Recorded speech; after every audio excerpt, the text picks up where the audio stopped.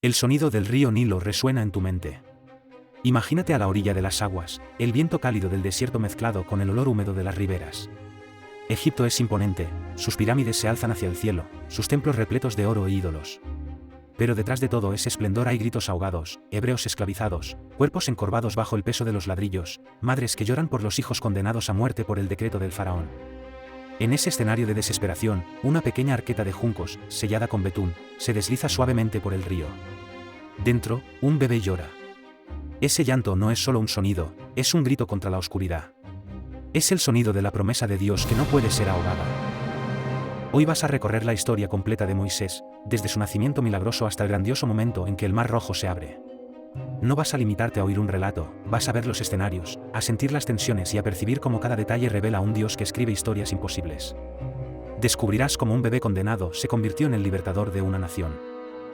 Pero antes de seguir, quiero invitarte a estar conmigo en este viaje. Si este contenido te edifica, deja tu like, suscríbete y comenta desde qué ciudad nos estás viendo. Así ayudas a que este estudio alcance a más personas que necesitan comprender la palabra con claridad. Todo lo que vamos a recorrer aquí está fundamentado en la Sagrada Escritura y enriquecido con contexto histórico y cultural fiable. Entenderás qué ocurría en Egipto, cómo era la vida de los hebreos y cuáles eran los dilemas espirituales detrás de cada escena. Y lo mejor, lo haremos paso a paso, en una línea temporal clara, como nunca lo has visto. Prepárate, porque cada capítulo te llevará más hondo, hasta el punto culminante en el que lo imposible se rasga ante los ojos de un pueblo cautivo. El escenario inicial es sombrío, Egipto está en la cima de su gloria, pero también en la cima de su crueldad. Un nuevo faraón, que no conocía a José, teme el crecimiento del pueblo hebreo. Con el corazón endurecido decreta que todos los niños varones nacidos de los hebreos sean arrojados al río. En ese clima de opresión y miedo nace Moisés, hijo de Amram y Jocabed, de la tribu de Leví. Imagina la tensión de aquella casa, cada llanto del bebé podía ser la denuncia que atrajera a los soldados hasta la puerta. El conflicto es evidente, ¿cómo esconder una vida frágil ante la orden de un imperio? Jocabed y su familia intentan mantener al bebé oculto durante 3 meses. Pero cuando ya no es posible esconderlo, ella toma una decisión audaz. Construye una pequeña cesta de juncos, la impermeabiliza con betún y pez, y deposita a su hijo en las aguas del Nilo. Lo que parecía una entrega a la muerte se convierte, en realidad, en el escenario de un rescate divino. La intervención de Dios se manifiesta en cada detalle. El bebé no es arrastrado por la corriente hacia lejos, sino que queda a la deriva justo donde la hija del faraón suele bañarse.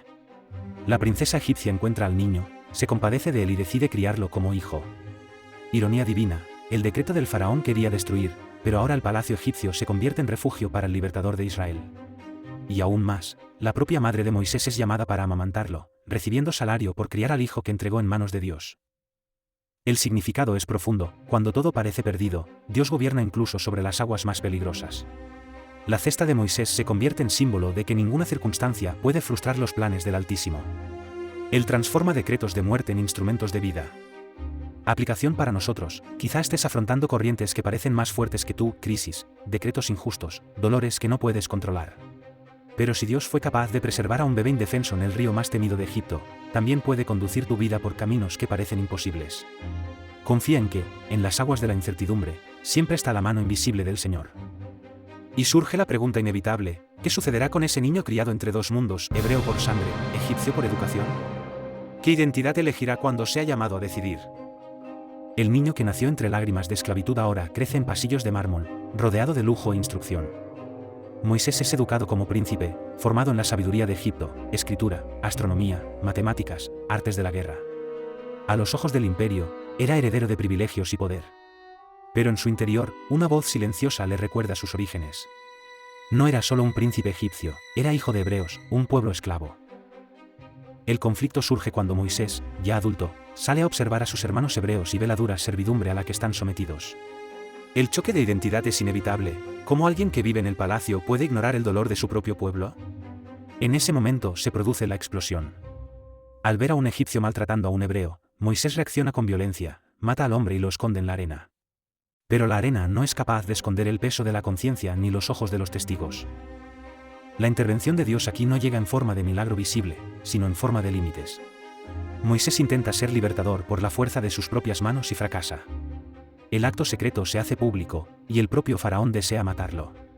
El príncipe de Egipto tiene que huir como un delincuente, abandonando el esplendor del palacio rumbo al desierto. El significado es profundo. Dios no permite que el llamado se cumpla en el tiempo equivocado ni por la fuerza humana. El futuro libertador necesita aprender que no es por la espada del hombre, sino por el brazo del Señor, que llegará la liberación. Aplicación: ¿cuántas veces intentamos resolver por impulso algo que solo Dios puede conducir? El camino de Moisés nos recuerda que hay que esperar el tiempo de Dios. Él no desperdicia talentos ni llama en vano, primero forma carácter en el silencio y en el exilio. Y surge la pregunta: ¿qué ocurrirá con ese hombre marcado por el fracaso? ¿Será el fin de su historia o el comienzo de un entrenamiento invisible? El sol del desierto abrasa la piel de Moisés mientras sus pies levantan polvo camino de Madián. De príncipe pasa a fugitivo. Lejos de los muros de Egipto, encuentra un pozo y allí se cruza con pastores que maltratan a las hijas de Jetro, sacerdote de Madián. Esta vez su fuerza no se usa para matar, sino para proteger. Las defiende y es acogido en aquella tierra. El conflicto aquí no es externo, sino interno. ¿Cómo vivir con la memoria de lo que fue y con la vergüenza de lo que hizo? Moisés empieza a trabajar como pastor, cuidando las ovejas de Jetro. Durante 40 años aprende a lidiar con el silencio, con la rutina, con la humildad de servir en el anonimato. Del lujo de las pirámides al silencio de las montañas, todo parece un descenso.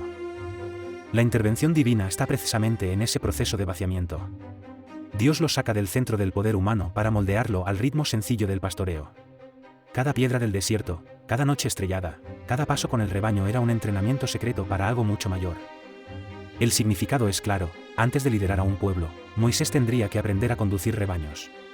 Antes de hablar ante el faraón, tendría que aprender a escuchar el silencio de Dios. El desierto no era un castigo, sino una escuela. Aplicación: muchas veces nuestros desiertos personales parecen tiempo perdido, pero en realidad son aulas espirituales. Dios utiliza el anonimato para preparar a quienes serán usados en público. Cuando todo parece parado, Él está moldeando carácter y fe. Pero una nueva escena está a punto de cambiarlo todo.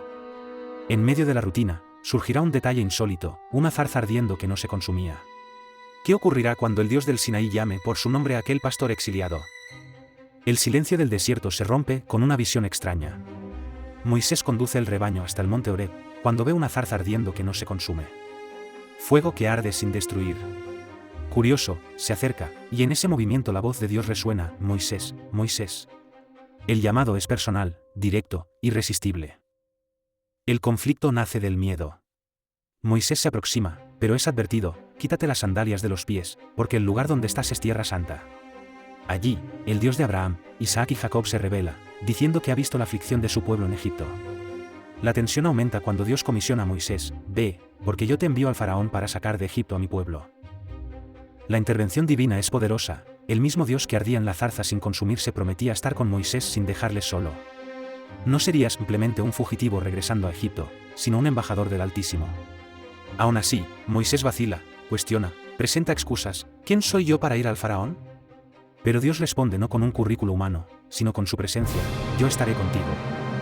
El significado es profundo. El llamado de Dios no depende de la autoconfianza del hombre, sino de la garantía de la presencia divina. Moisés tenía que entender que no se trataba de quién era él, sino de quién es Dios. Aplicación: ¿cuántas veces nos sentimos incapaces, presos a errores del pasado, como Moisés atado al recuerdo del asesinato? Pero cuando Dios llama, Él mismo garantiza los recursos. No se trata de nuestra fuerza, sino de su fidelidad. Y la pregunta que resuena es inevitable: ¿tendrá un hombre tímido, inseguro y lleno de excusas el valor de enfrentarse al trono más poderoso de la tierra? El diálogo ante la zarza ardiente se intensifica. Moisés, aún vacilante, busca comprender cómo podrá convencer a los hijos de Israel de que Dios realmente le ha enviado. Pregunta: cuando me pregunten cuál es el nombre de aquel que me envía, ¿qué les diré? Entonces, la revelación resuena como trueno y susurro a la vez: yo soy el que soy. En hebreo, Eyas Chereye, seré el que seré. Es más que un nombre, es la declaración de la existencia eterna, autoexistente, inmutable. El conflicto de Moisés es claro: ¿cómo alguien tan limitado puede representar al Dios infinito? Teme no ser oído, teme la incredulidad de su propio pueblo. Pero Dios responde con señales: la vara que se convierte en serpiente y vuelve a ser vara, la mano que queda leprosa y después es curada. Cada señal es una evidencia visible de que no es Moisés quien actúa, sino el Dios vivo. La intervención divina alcanza el corazón del llamado. Moisés, todavía inseguro, insiste: no soy elocuente. Entonces Dios declara: ¿quién hizo la boca del hombre? No soy yo, el Señor. La promesa es firme: Él mismo será la voz, el poder, el respaldo. Para aliviar aún más su inseguridad, Dios levanta a Aarón, hermano de Moisés, como portavoz. El significado es poderoso. Cuando Dios revela su nombre, no solo presenta una identidad, sino que garantiza su presencia en cada paso. Moisés aprenderá que no necesita llevar respuestas humanas, sino confiar en la suficiencia del Yo soy. Aplicación. Cuando te ves demasiado pequeño ante el llamado, recuerda que el mismo Dios que envió a Moisés es el Dios que se presenta como Yo soy en tu vida. Es provisión en el desierto, respuesta en la duda, poder en la debilidad. Pero queda una cuestión en el aire: ¿cómo reaccionará el faraón, soberano absoluto de Egipto, cuando dos hebreos se presenten ante su corte exigiendo la liberación de los esclavos? Después de 40 años en el desierto, Moisés parte rumbo a Egipto. El reencuentro con su hermano Aarón es emocionante, juntos caminan hacia el imperio que un día fue su casa y también su cárcel. El corazón de Moisés debió latir con fuerza al ver a lo lejos las pirámides, los templos, las estatuas de los dioses egipcios. Cada piedra parecía gritar recuerdos de su vida pasada. El conflicto ahora es abierto. Ante el faraón, Moisés y Aarón entregan la orden del Señor: deja ir a mi pueblo, para que me celebre fiesta en el desierto. Pero el corazón del rey se endurece. No solo rechaza la petición, sino que aumenta el peso sobre los hebreos, exigiendo que produzcan la misma cantidad de ladrillos sin proporcionarles la paja necesaria. La opresión se intensifica. La intervención divina, en este primer momento, parece contradictoria. En lugar de mejora, hay empeoramiento. El pueblo murmura contra Moisés: solo nos has traído desgracia. Pero el proceso forma parte del plan. Dios está preparando no solo al faraón para reconocer su poder, sino también al pueblo para confiar en la mano que libera. El significado es claro: no siempre la obediencia a Dios trae alivio inmediato. Muchas veces el camino de la liberación pasa por una fase en la que las cosas parecen ir a peor. Pero es solo el escenario preparándose para la revelación de la gloria divina. Aplicación. Quizá diste un paso de fe y, en lugar de puertas abiertas, te encontraste puertas aún más cerradas. Recuerda, ese aparente endurecimiento es solo el preludio del obrar de Dios. Él no retrocede ante la resistencia. Y la pregunta es inevitable: si el faraón no cede ante la primera palabra, ¿qué instrumentos usará Dios para quebrar el orgullo del mayor imperio de la tierra? El río Nilo, considerado divino por los egipcios, se convierte en el escenario del primer enfrentamiento. Aarón extiende la vara y las aguas se transforman en sangre. Lo que antes sostenía la vida del imperio se torna repugnante e inútil. Era el inicio de una serie de juicios que no eran simples catástrofes naturales, sino demostraciones de que el Dios de Israel es mayor que todos los dioses de Egipto. El conflicto es intenso. Cada plaga es un golpe contra una divinidad egipcia: ranas, piojos, moscas, peste en el ganado, úlceras, granizo, langostas, tinieblas. El faraón, con cada señal, promete ceder y luego se retracta. El corazón endurecido crea un ciclo de tensión creciente. El pueblo hebreo, por su parte, empieza a percibir que está ante algo sobrenatural. Las plagas alcanzan a los egipcios, pero preservan a los israelitas en Gosén. La intervención divina no es venganza, es pedagogía. Dios muestra que no hay otro como Él. Cada plaga es una deconstrucción de los ídolos y una invitación a la rendición. Aún así, el faraón resiste, como el corazón humano que prefiere el trono al arrepentimiento. El significado es profundo: cuando Dios actúa, no deja dudas sobre su soberanía. Las plagas no son solo juicios sobre Egipto, sino también señales para Israel. El Dios que promete liberación es capaz de confrontar imperios enteros. Aplicación. Muchas veces asistimos al endurecimiento de situaciones y pensamos que nada cambiará. Pero Dios puede intervenir de forma tan clara que hasta los enemigos reconocen su mano. La pregunta es: ¿estamos dispuestos a confiar en ese poder? Y ahora la tensión alcanza el límite. Si 9 plagas ya habían sacudido Egipto, ¿qué ocurrirá cuando se anuncie la 10ª, la más terrible de todas? Todo Egipto está sumido en una expectativa sombría. Tras 9 plagas, la resistencia del faraón permanece. Entonces, Dios anuncia el juicio final, la muerte de los primogénitos. Pero junto con el juicio, entrega a Israel una instrucción que se volvería eterna: la Pascua. Cada familia debía sacrificar un cordero sin defecto, rociar la sangre en los postes y el dintel de las puertas y comer la carne con hierbas amargas y panes sin levadura. La sangre sería la señal: donde estuviera, el ángel destructor no entraría. El conflicto es abrumador. Egipto se enorgullecía de la fuerza de sus dioses, pero ahora ni el heredero del trono estaría a salvo. Para Israel, la tensión era doble: confiar en la señal de la sangre o dudar. Quien obedeciera viviría, quien la despreciara enfrentaría la muerte. La intervención divina es clara y dramática. Aquella noche, el ángel pasó, y en cada casa egipcia hubo llanto y lamento. Pero entre los israelitas, donde la sangre estaba sobre las puertas, había vida y esperanza. La Pascua no era solo liberación física, sino un retrato profético de lo que Cristo realizaría en la cruz, el Cordero perfecto que quita el pecado del mundo. El significado es grandioso, la sangre es la línea divisoria entre la muerte y la vida. Israel no fue librado por mérito, sino por la señal de obediencia al sacrificio. Aplicación, aún hoy, es la sangre de Cristo la que nos da vida y nos protege de la condena. Confiar en esa sangre es la base de nuestra fe. Así como el ángel pasó de largo, también nosotros pasamos de muerte a vida cuando estamos cubiertos por la obra del Cordero. Recordatorio suave, si este contenido te ayuda a estudiar la Biblia con claridad, suscríbete y activa la campanita para no perderte los próximos capítulos. Esto fortalece nuestra misión de difundir la palabra. Pero la pregunta que queda es inevitable: ¿cómo reaccionará el faraón ante el golpe más devastador? Los gritos resuenan por las calles de Egipto: lamento, dolor, desesperación. El primogénito del faraón ha muerto. Ante la tragedia, el soberano por fin cede: levantaos y salid de en medio de mi pueblo. Aquellos que eran esclavos ahora marchan libres, llevando no solo a sus familias, sino también plata, oro y vestidos recibidos de los egipcios. Lo que parecía una salida humillante se convierte en un éxodo triunfal. El conflicto, sin embargo, no es solo logístico: más de 600.000 hombres, además de mujeres y niños, desplazándose por el desierto. Es también espiritual. ¿Sabrá el pueblo que experimentó el rescate confiar en el camino? ¿Sobrevivirá la libertad recién conquistada a la primera dificultad? La intervención divina no se limita a la liberación: el Señor va delante en columna de nube de día y columna de fuego de noche. No solo libera, sino que guía. Cada paso en el desierto va acompañado por la presencia visible del Dios que no abandona. El significado es profundo: la salida de Egipto es un hito no solo histórico, sino espiritual.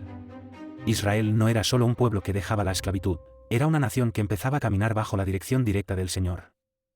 Aplicación: la liberación que Dios nos da no es solo para sacarnos de algo, sino para conducirnos a algo mayor. No basta con salir de la esclavitud, hay que aprender a caminar en libertad bajo la dirección divina. Pero surge la tensión: el corazón del faraón, aunque quebrantado por el duelo, volverá a endurecerse. Y el ejército más poderoso de la tierra pronto se lanzará a la persecución. ¿Qué ocurrirá cuando esclavos recién liberados se vean frente a la guerra? El desierto resuena con el sonido de miles de pasos. Hombres, mujeres y niños caminan, llevando consigo el peso de la esperanza y la incertidumbre del futuro. Pero detrás de ellos, una nube de polvo anuncia peligro: el faraón y sus carros de guerra avanzan. El soberano, arrepentido de haber dejado salir a los hebreos, decide perseguirlos con toda su fuerza militar. El conflicto es asfixiante: delante, el mar Rojo bloquea el camino; detrás, el ejército egipcio se acerca con lanzas, caballos y carros. El pueblo entra en pánico y clama a Moisés: ¿acaso no había sepulcros en Egipto para traernos a morir en el desierto? La esclavitud parecía menos aterradora que la muerte inminente. La intervención divina se manifiesta primero en palabras: Moisés declara con firmeza: no temáis, el Señor peleará por vosotros. Y después en actos, la columna de nubes se mueve y se coloca entre el campamento de Israel y el ejército de Egipto, trayendo tinieblas de un lado y luz del otro. Lo imposible está a punto de suceder. El significado es claro: cuando no hay salida humana, Dios abre caminos donde nadie imagina. La persecución que parecía sellar el final era, en realidad, el preludio del mayor milagro de la liberación. Aplicación: quizá te sientes acorralado, sin opciones, como Israel ante el mar y los enemigos. Pero Dios sigue siendo especialista en abrir caminos en lo imposible. La desesperación puede ser solo el marco del milagro. Y ahora el suspense alcanza su cenit: ¿qué hará el Señor ante el mar cerrado y el clamor desesperado de su pueblo? La noche cae sobre el campamento de Israel. El mar está frente a ellos, vasto e intransitable. El ejército del faraón se aproxima con rapidez, y el corazón del pueblo es tomado por el miedo. Es entonces cuando Dios habla a Moisés: ¿por qué clamas a mí? Di a los hijos de Israel que marchen. Lo imposible no sería vencido por la lógica, sino por la obediencia. El conflicto es abrumador: ¿cómo marchar hacia un mar cerrado? La vara en la mano de Moisés, antaño instrumento de pastoreo, ahora se convierte en el signo de la autoridad divina. Él alza la vara sobre las aguas, y un viento recio comienza a soplar, separando las aguas y transformando el fondo del mar en camino seco. La intervención divina es monumental: las aguas se alzan como muros, a derecha e izquierda, mientras una calzada de tierra firme se abre para que millones de personas crucen. El mar, antes barrera, se convierte en puente. El significado es claro: Dios no solo remueve obstáculos, transforma lo imposible en pasaje.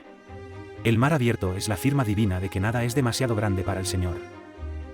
Aplicación: en nuestra vida, los mares pueden ser deudas, diagnósticos, dolores o miedos. Pero el mismo Dios que abrió camino para Israel puede abrirlo para ti. Confía en que donde no hay salida, Él crea una senda. Pero la tensión aún no ha terminado: ¿qué pasará cuando el ejército egipcio intente cruzar por el mismo camino? El sonido del viento resuena como música de victoria mientras los pies de los hebreos pisan el lecho seco del mar. Los niños agarran la mano de sus padres, familias enteras cruzan, mirando los muros de agua alzados a su lado. A cada paso, lo imposible se confirma. El conflicto se intensifica cuando los egipcios deciden seguir por el mismo camino.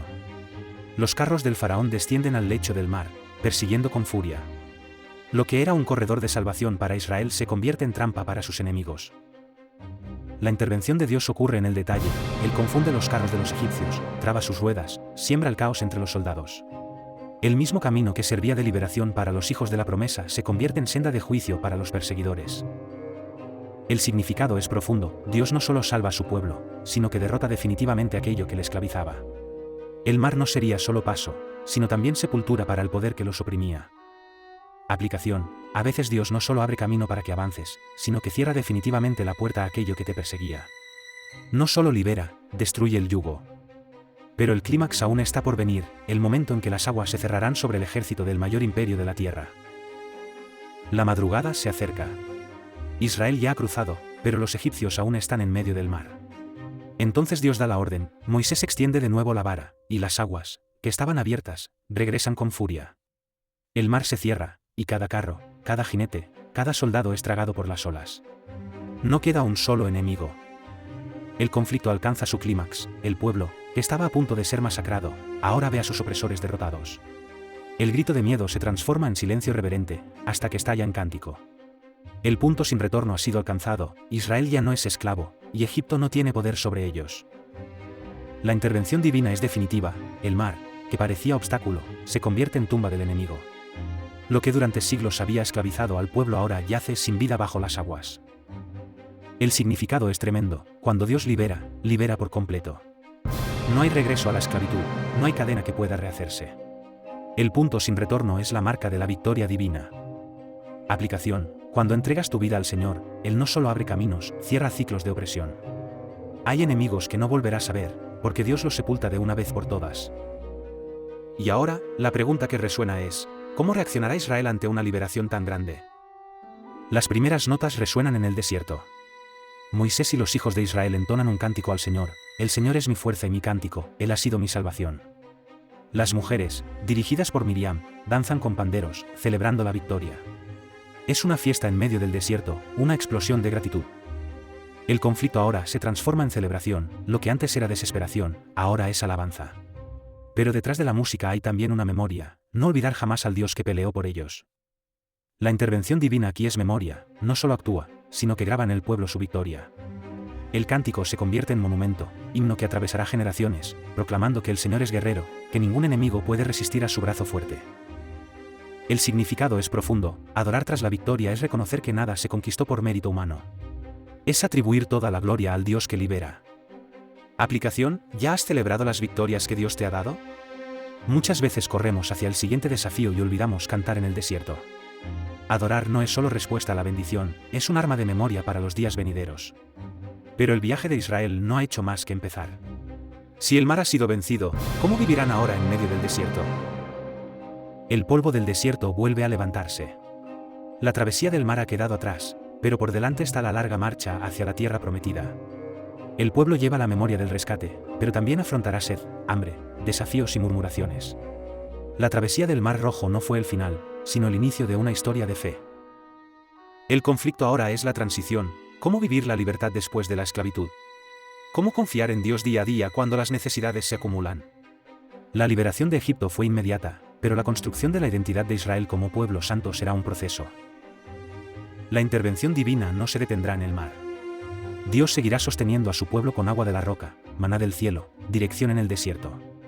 El mismo Señor que abrió el camino permanecerá presente. El significado es claro: la fe no es un acto único, sino un camino. El mar abierto es símbolo del nuevo nacimiento, pero el desierto es la escuela de la madurez espiritual. Aplicación: quizá ya has experimentado grandes liberaciones, pero ahora enfrentas un desierto de espera o de prueba. Recuerda, el Dios que abrió el mar es el mismo que guía cada paso. La liberación fue solo el comienzo de la historia que Él quiere escribir contigo. Y así termina este arco de la vida de Moisés, del bebé en la cesta al libertador frente al mar. Cada detalle revela a un Dios que transforma debilidades en instrumentos de gloria. Hemos llegado al final del viaje, pero no al final de la historia. La vida de Moisés nos muestra que Dios es especialista en revertir decretos de muerte, en transformar fugitivos en líderes, en abrir mares donde no hay salida. Lo que hemos visto aquí no es solo un relato antiguo, es una invitación viva para nuestra fe hoy. Pasos prácticos para nosotros: confía en que Dios gobierna cada detalle, incluso cuando todo parece perdido. Entrégale las áreas de tu vida que parecen sin salida. Recuerda que la sangre del Cordero, anunciada en la Pascua, es la garantía de tu salvación en Cristo. Y no olvides cantar en el desierto, porque la adoración fortalece la fe para los próximos pasos. Quizá hoy te sientas como Israel ante el mar, acorralado, sin salida, con miedo del enemigo. Quiero invitarte a orar, a entregar tu corazón al Señor y a confiar en que Él sigue abriendo caminos en lo imposible. Y ahora, te dejo este convite: comenta aquí abajo la frase "Llegué hasta el final del vídeo y fui edificado", es una señal de que esta palabra ha hablado contigo. También te pido, suscríbete al canal y comparte este vídeo para alcanzar a más personas. Recibe esta bendición final: que el Señor te conduzca por los desiertos, te guarde en las travesías y te dé victoria sobre todo enemigo. Que vivas con la certeza de que el Dios que abrió el Mar Rojo sigue actuando hoy, abriendo caminos donde no los hay. Amén.